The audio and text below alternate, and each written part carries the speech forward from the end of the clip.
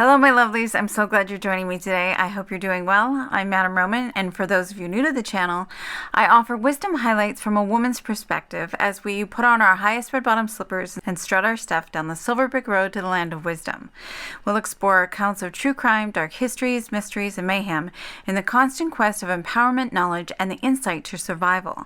The following content contains material intended for mature audiences. Viewer discretion advised. Warning, the following video contains strong language and the use of satire and sarcasm that will sometimes provoke and shatter the fragile egos perpetually in the clutches of toxic masculinity. I have to say today's topic is particularly frustrating, that multiple cases of women were brutally murdered and the cases are still unsolved.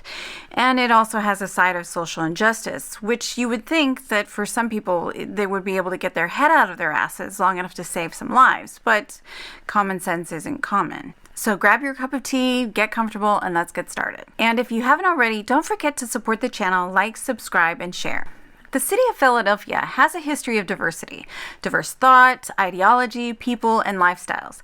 It has long been a place of people to come together and exchange perspectives. From its foundation by colonists as a place of religious freedom, its history in winning independence from the rule of monarchy, the founding city for the formation of the United States, its continued innovative development of exploration into the sciences, education, commerce, business, and technology, to its LGBT community, Philly is a place of acceptance of unconventional ideas and the growth it produces.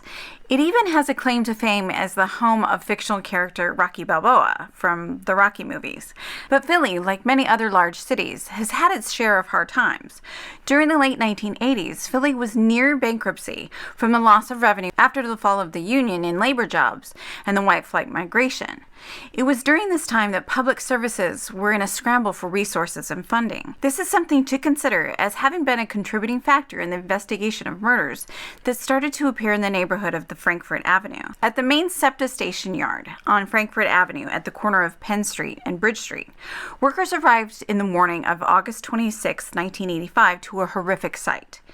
In the train yard, between the rows of stored railroad ties, was the body of a woman that had been clearly murdered. She was partially clothed with only her blouse that was left, and it was exposing her breasts. Naked from the waist down, her legs were positioned in a way to reveal her vulnerability and degradation as a woman. She had been stabbed 19 or 47 times, depending on the source of information, in the chest, head, and right arm.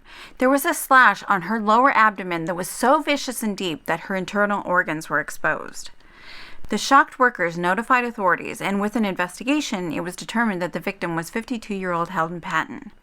Her ex-husband, 75-year-old Kermit, whom identified the body, stated that the pair still lived together in their suburban home, but they had lived separate lives, and he hadn't seen her since the 19th. With his description of Helen and what locals knew of her, police were able to infer that Helen would not have been lured into such a dangerous situation by a stranger. People that knew her, particularly those that knew her from local bars that she frequented, insisted that she must have known her attacker. Authorities were able to determine that she had been sexually assaulted, but the viciousness of the attack did not seem to denote that this was the only motive for Helen's murder. There were no clues, no motive, and no witnesses. 5 months later, 3 days into the new year of 1986, neighbors of Anna Carroll noticed her front door to her apartment was open. Upon investigation, the 68-year-old was found on the floor in her bedroom. When authorities arrived, perhaps it should have been more clear that her murder was a little too similar to that of Helen Patton. Anna had been posed in a similar degrading way, stabbed multiple times, and disemboweled with a knife still in her. When investigators spoke to witnesses and people that knew her, it was determined that she also frequented many of the bars that Helen had, including Golden Bar or Goldie's. However, because of the distance of several miles between the murders, they were not linked as being related or by the same perpetrator, which certainly makes me wonder, were murders of this vulgarity and maliciousness so common that it was more likely to be believed that there were two people capable of this kind of brutality rather than one? So you would think that with the discovery of another brutally murdered woman on Christmas Day, 1986, police would realize that the need to investigate whether one person was committing these murders was paramount. The body of another older woman, 64-year-old Susan Olsef, was found in her apartment. She had been stabbed 6 times and was, like the other victims, a frequent of local bars, including Goldie's. However, it was not until the discovery of Jean Durkin's body under a truck behind a vegetable stand by a restaurant worker on the Pratt Street lot, west of Frankford Avenue, on January 8, 1987, it seemed that police could no longer deny the possibility of a serial killer. The scene of her murder was so grisly and shocking that reports from the news outlets put pressure on authorities to investigate what seemed obvious: a serial predator. Now, all of the murders must have been extraordinarily gruesome and disturbing with the level of violence. But with the exception of Helen, the victims were found in their own apartments. To a certain degree, this gives sort of a barrier or distance for the general public. Perhaps the discovery of the 28-year-old mother of 4's body was more appalling because it made the public aware that anyone at any time could come upon a body of a mutilated woman, and that made it more personal and apparent to everyday life. Jean was homeless and often slept in the doorway of a closed bakery. She had been struggling with mental health issues, known as a tough woman to police because they once let her go after trying to arrest her when the help of 6 officers didn't work. Because of this incident, and after conducting interviews with locals that knew Jean, she had frequented many of the bars that the other murdered victims had, including Goldie's. It was determined that she likely knew her attacker and trusted him. Of course, that wasn't until it was too late, and she put up one hell of a fight. There was blood all over the scene. On the fence, on a nearby truck. She, like the other victims, had been stabbed multiple times. Actually, she was stabbed 74 times in the back and chest. She had been found lying face down and was naked from the waist down. She had been posed in a degrading manner, and she had been sexually assaulted. After her murder, the press dubbed the killings the work of the Frankford slasher. In fact, in 1987, Philly was having a bit of a serial killer mess. While authorities were starting to acknowledge publicly the possibility of a serial killer responsible for the murders of the women in the Frankfurt area, there were women that were being murdered by at least 2 other men at the same time. In one case, women were being abducted, tortured, held captive, and murdered in a basement in a local house. It wasn't until the escape of one of the victims that the man who was responsible for the imprisoning of the women, with the intent to create a superior race, was arrested. With the arrest of Gary Heidnik on March 24, 1987, for multiple counts of first-degree murder, rape, and other charges, police were under pressure to find out if any of the murders attributed to the Frankfurt slasher were actually the crimes of Gary Heidnik. Although investigations into the monster preacher with his House of Horrors crimes revealed a twisted and depraved predator, a man with absolutely no awareness of women as human beings, it was determined that his MO was different from that of the victims of the Frankfurt slasher. Later that same year, near Temple University, several bodies of women were discovered murdered and in various stages of decay in an apartment that a man named Harrison Graham had just been vacated from for foul odors that were coming from his apartment. The remains of 7 women were found. Graham later confessed that he had strangled the women during drug use and sex. He would become known as the Cookie Monster Killer because after his conviction, he asked for the return of his Cookie Monster stuffed doll that he had taken with him when he fled the apartment after eviction. I'm sure I'll cover these 2 serial killers in the future. After all, it was just too crazy that at least 3 killers were active at the same time in the same area. But like Heidnik, Graham's MO was not similar to the Frankfurt slasher. And both Heidnik and Graham had already been arrested when the Frankfurt slasher's next victim was discovered on November 11, 1988, almost 2 years after the death of Jean Durkin. And with this discovery came the best lead so far. There is one hair. 66-year-old Margaret Mary Vaughn, or Marge, was discovered in the foyer of an apartment building that she had just been evicted from that day for a failure to pay her rent. Are you ready? You gonna say hi? I'm not paying enough attention to you. Oh my God. You're such a sweet boy. Her murder was similar, having been stabbed 29 times. Okay, this is just not gonna work out. This is not gonna work out. You're too cute. I can't do too cute. Well, I'm talking about this subject matter. Okay? Alright, goodbye. Her murder was similar, having been stabbed 29 times, to the victims that had been attributed to the Frankfurt slasher. However, with the investigation into Marge's life and death, police would speak to a bartender that knew Marge as a frequent customer and would claim to have witnessed March at the bar the night before, having drinks in the company of a round-faced, middle-aged man with glasses and a significant limp when he walked. This was the first real lead that investigators had, and they made quick work of getting a sketch out to the public in the hopes of leading to a suspect. March would be laid to rest in New Jersey next to her mother. After Marge's death, investigators started looking at other cases that could be related to the work of the Frankford slasher, and they found at least one possibility. The body of Catherine M. Jones, 29, was found on the sidewalk in January of 1987. She was a restaurant server, local, and frequent of the bars that the other victims had been patrons of. Frozen, partially nude, and covered in snow, having been bludgeoned to death, with her skull crushed and her jaw broken, her death could not be ruled out as one of the Frankfurt slasher victims. Once again, a grisly scene was repeated.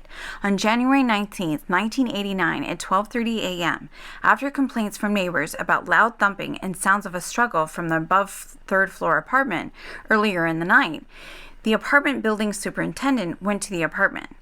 There he found the lifeless body of Teresa Sciortino, 30, on the kitchen floor where she lived alone.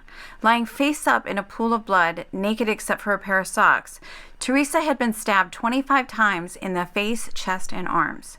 She had also been viciously sexually assaulted with a 3-foot piece of wood that, blood-stained, had been placed leaning against the sink. There were signs of a struggle, leading investigators to conclude that Teresa moved throughout the apartment trying to fight off and get away from her attacker as she was assaulted. In the chaos, the killer had left a shoe print in her blood. The mother of an 11-year-old daughter was hoping to get her life together in order to have her daughter live with her again. Teresa had been struggling with drug use, mental issues, and employment instability. She was just the kind of victim that the Frankfurt slasher had sought out before.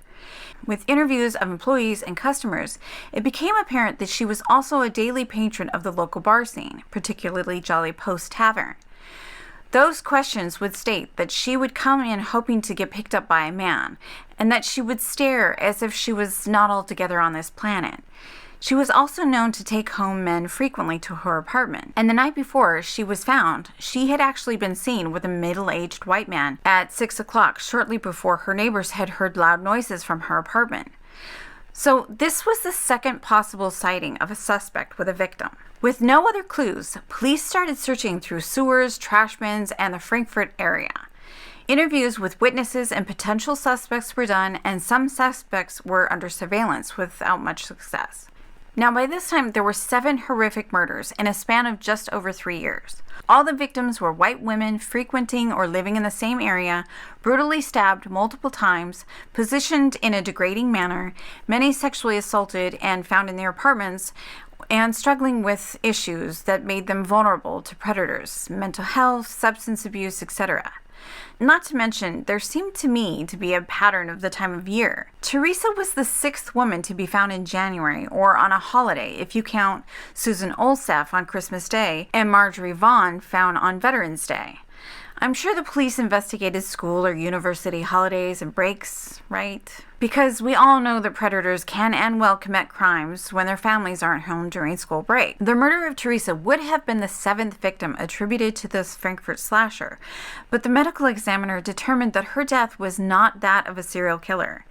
He was using a guideline of presumptions that a serial predator would kill within weeks of each other, and Teresa's killing was out of that allotted time frame. This would later be acknowledged as not an accurate consideration in the profile of a serial killer.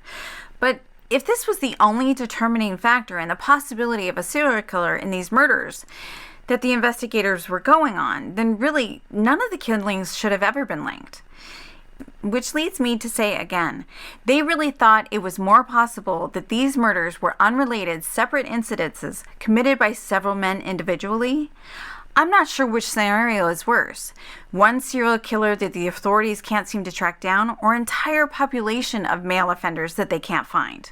With more than half a dozen brutally murdered victims and the seemingly lack of movement in the cases, the families of the victims and the public's patience for the fruitless investigation was wearing thin. Public vigils for the victims slain by this vicious attacker that was still on the loose had been held in anger, grief, and frustration. And with this pressure, perhaps the police felt the need for a conviction, even if the person they tried to convict was innocent. Another year would pass and another murder victim would be discovered. Because of the prior series of burglaries, a patrol officer was in the area behind Newman's Seafood at 2 a.m. on April 29, 1990. This was when he discovered the body of a nude woman that had been viciously attacked. She had been beaten and stabbed 36 times on the head, face, neck, chest, and back. She had also been disemboweled with a deep cut to her abdomen, and her left nipple had been removed. She put up a fight with defensive wounds on her arms and blood evidence all over the scene.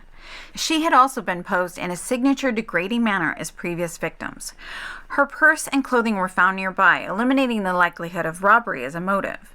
She was ID'd as a 44-year-old local of the area named Carol Dowd. It was found that she was a frequent of the area bars and lived a life much like the other Frankfurt slasher victims. Carol, or Joy as she was known, was born on Christmas Day 1945 and grew up in the Frankfurt area. Her family consisted of Father Francis, Mother Doris, and 6 sons and 2 daughters. Her surviving brother stated that she had a normal life until the late 1960s, when her brother Thomas died in a helicopter crash in Vietnam. He had just turned 21 years old and had been drafted the year before. This loss seemed to coincide with the start of auditory hallucinations. Joy was eventually diagnosed as paranoid schizophrenic and hospitalized. After successful treatment, she was released into a community program and got her own apartment. Unfortunately, she would be attacked and raped in the apartment, backsliding her progress. But recently, she had been living in a community facility and had been doing better and seemed happy. Joy was laid to rest in Hillside Cemetery in Roslyn, Pennsylvania, next to the brother that she loved. Authorities concluded that she was the 8th victim of a serial killer that had claimed the lives of so many other vulnerable women in the area. In interviews, a neighbor had seen Joy with a middle-aged white man just hours before her murder. This was the 3rd confirmed case of a witness seeing the victim with a man fitting this description.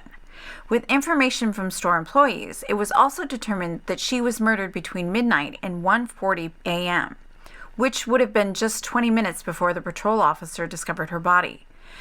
But suddenly, things took a drastic turn. 6 days after the murder of Carol Dowd, and perhaps because of the intense pressure from the media and the public, police arrested the man they claimed killed her. Leonard Christopher, a black man who was the employee of Newton's Seafood Market, had been questioned and to some pegged as a scapegoat. He was charged with robbery, abuse of a corpse, murder, and possession of an instrument of a crime, which is interesting because robbery? It was already established that robbery wasn't the motive, and possession of an instrument of the crime? They never found the murder weapon. Leonard was hardworking, had his own apartment across the street from the market, and was known to everyone that knew him, coworkers, and even his landlord, as being a good person, having kind manners, and a generous humanitarian. He did not have a criminal record or a violent past or a motive. He claimed not to have even known Dowd. Police claimed that he lied about having an alibi the night of Carol's murder, and that there were 2 witnesses that claimed to have seen him with the victim that night. They also found bloodied clothes at his apartment and claimed that one of the witnesses saw him with a large Rambo-style knife with blood on him. But it was later proven that Leonard's employer had asked him to clean up the scene of the murder after the police had left, and they never found the Rambo knife. And the witnesses were sex workers. Not that sex workers are unlikely to tell the truth, but because their line of work is illegal, so it makes it easy to understand that they could have been pressured or coerced into false testimony by a justice system that would use their backgrounds against them in a heartbeat to get what they wanted. After all, the Frankfurt area at the time was said to have been rampant with racism and prejudice, so obtaining a conviction of a black man for the slayings of white women didn't seem difficult even with only weak circumstantial evidence. And it seemed that they wanted everyone to forget that they had blasted out a white middle-aged, round-faced, glasses-wearing white guy with a limp for years as a suspect. Not to mention that although witness testimony is considered highly believable, it is one of the least reliable forms of evidence. False memories and suggestibility are easily believed with enough confidence. But if authorities thought that a conviction would bring about the end of the Frankfurt slayings, they were wrong. When Leonard was in jail and having been denied bond before his trial in November 1990, another murder occurred. Michelle Daner, 30, was found in her 4th-floor apartment on September 6th. Michelle was a large blonde, known to be not friendly, paranoid, hard drinker with poor personal hygiene, who bar hopped daily. She would frequent the same local bars and was seen leaving one with a white man a day and a half before her murder. She had been stabbed 23 times in the chest and stomach. After the murder, some of the public gathered for another candlelit vigil for the victims. There was also speculation about whether the real Frankfurt slasher was captured or was an innocent man about to face trial for crimes he didn't commit. Many members of the public demanded Leonard's release, claiming the police force was simply railroading an innocent black man, when they clearly had been looking for a white man. Police had continued to investigate, interrogate, and surveil potential suspects. They were also stumped by the lack of witnesses to a man that should have been covered in blood after the murders. Now, most of the murders occurred during cold winter months, and as any woman knows, coats can hide a lot. At some point, authorities were able to zero in on a particular man known as the Minister. He was a middle-aged white man known in the area as a sort of preacher that befriended vulnerable women as a savior. That's what society needs, more men telling women what to do. He was questioned by authorities, but vanished from the area not long after in 1990, and he died of natural causes about 2 years later. But his DNA was taken before he left, and I'll come back to that. Meanwhile, authorities decided that Leonard was guilty of murdering Carol Dowd and continued with their case against him. With no injuries on his body, no motive, no weapon, no solid evidence linking him to her murder or the murder of the other Frankfurt slasher victims. When his attorney tried to bring this particular point about the lack of connection to the Frankfurt slings up in his defense, the prosecution objected, along with any information regarding the latest murder, because authorities argued that it was a copycat. So the jury never heard that there had been another murder after Leonard's arrest, similar to Carol Dowd, or that Carol Dowd's murder was similar to a series of other murders attributed to a serial killer that authorities had absolutely no evidence linking Leonard to. That was a long sentence. By December 12th, the closing arguments done, the jury came back with a verdict: guilty of first-degree murder. Shocker. Leonard Christopher was sentenced to life in prison despite the prosecution asking for the death penalty. Leonard Christopher maintained his innocence, and his case was eventually taken on by the Innocence Project, but he died of cancer in prison before any progress could be made. The victims of the Frankfurt slasher have never had their day of justice, and the cases continue to be unsolved. As of 2019, authorities told reporters that Leonard Christopher was the man that killed Carol Dowd and that he was not the Frankfurt slasher. They stated that they were continuing to look into the cases for resolution, even going to process DNA evidence that was taken at the time of the crimes to determine if the suspect could be found, but no update has been forthcoming since. So, for today's Roman Wisdom Highlights. Now, this is a little different than my usual points. I'd like you to consider something instead. I was recently talking to someone, and they had remarked that perhaps the reason we don't hear about serial predators much in the news anymore is because the media has decided not to give these predators a platform. That notion that if we don't give these predators attention after they commit these atrocities against others, it will be a deterrent to others, or if we don't acknowledge it, it'll go away. Of course, to me, this idea seems much too naive and ostrich-like. First, notoriety is just a byproduct of their heinous actions, not a singular motivation. These guys aren't looking to defile, degrade, and dominate on the chance of being famous. Secondly, to think that media and news outlets in general have any other motivation than to make money is ridiculous. Now, I do say generally, because not all seek sensationalism over fact, but many of the loudest do. Fear grips and sells. For many, it is how the fear is packaged. Are you going to tell people salacious facts and speculations to cause fear and panic, to sell more product, or are you going to tell the facts and empower people with knowledge and information so that they can have the discernment to make choices for their lives? Now, I think it's ostrich-like because anyone that thinks something is just going to go away because it's not acknowledged is just sticking their head in the sand, hoping that the threat won't see them, like a child hiding under the bed from the monster in the closet. Now, look, I'm an Aries, and I know that I would rather face a problem head-on than hope it will go away, so this concept is already hard for me to understand. But some people believe that taking away power from the predator by not talking about him will give it back to the victim. It's not pie. It doesn't get divided among people. Power, like rights, is something everyone has without division. The victim never lost their power. It was there, whether they survived or not. Power is in all people. It has to be awakened by their own validation, which is not something that is taught or allowed by all members of society. We must examine predators and social contributions that created them, while instilling their prey with empowerment and vital support systems. In my opinion, there are at least two aspects on why we don't hear about serial killers much as decades passed. First, tech. Technology has fortunately made murder much more difficult to get away with, making consecutive killings less likely. Investigators are far more likely to find and apprehend a murderer more quickly than before. Things like cell phones, DNA, forensic science, and instant communication through agencies and networks through technological advances help put predators away. Serial offenders are still out there. They just get caught before they can claim more victims. Secondly, as much as society has changed, it also remains the same. Society helped create these predators, and acknowledging that is the requirement to eliminating their existence. Systematic oppression of vulnerable populations will continue to create the perfect victims unless and until the system is changed. Also, I think if violent crimes were reported on the rate that they actually happened, people would realize the magnitude of hate and become overwhelmed by it. Would people lose faith in their justice system, their government, and their fellow humans? Perhaps it would motivate change in a faster way if all the victim stories were told. Or perhaps it would crush our human capacity for empathy and leave us apathetic. People are always shocked to hear the statistics of how many vulnerable populations are abused, assaulted, raped, murdered, and how many men would commit a crime if they knew they could get away with it. And in our society, too many do.